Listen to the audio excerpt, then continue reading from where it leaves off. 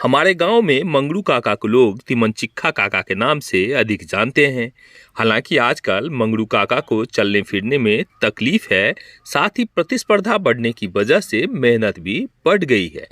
रसोई अब किचन बन चुकी है। सब्जी का जगह बर्गर और पिज्जा, हॉट डॉग, चाउमीन जैसे फास्ट फूड ने ले लिया है।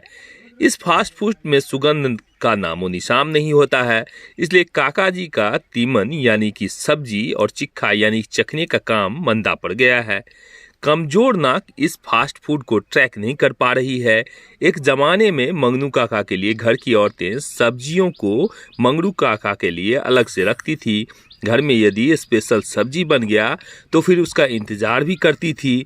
हाँ, कभी कभी यदि इस खराब सब्जी बनने पर या सब्जी के जल जाने पर उन सब्जियों को छिपाने भी लगती थी, कहीं मंगनू काका यह सब्जी नहीं खा ले, क्योंकि फिर दलान पर उनका उपहास उड़ाया जाएगा और मंगनू काका दोबारा सब्जी खाने वापस भी नहीं आएंगे। जीवन भर उपहास का भार लेकर जीने से बेहतर है सब्जी को छुपाना। काका दलानों पर दोपहर के समय सब्जियों का वर्णन किया करते थे। जिसका सब्जी जितना स्वादिष्ट उस घर का उतना बखान करते थे। मंगरू काका अक्सर कहा करते थे, मेरे नाक के पहुंच से दूर कोई भी सब्जी नहीं हो सकता है। हालांकि मंगरू काका के इस आचरण के कारण समाज का एक बड़ा वर्ग उनका उपहास भी उड़ाया करते थे। लेकिन आज जमाना बदल गया है और उन्हीं उपहास उड़ाने वाले के वंशज आजकल फूड ब्लॉगिंग करते हुए नजर आते हैं। समाज में फूड ब्लॉगर को सम्मान के नज़र से लोग देखते हैं। आजकल राजनीति का भी कुछ यही हाल है।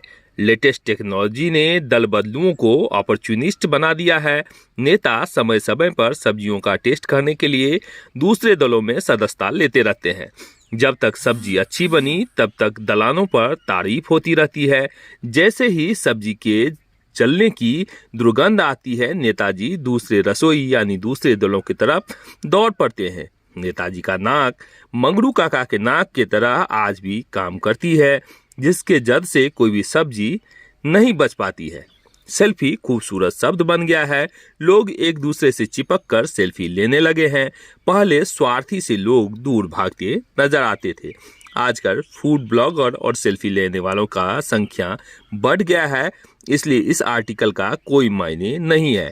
आप चिल रहिए और इस कहानी को यहाँ तक सुने और जाने, इसके लिए आपको बहुत बहुत धन्यवाद।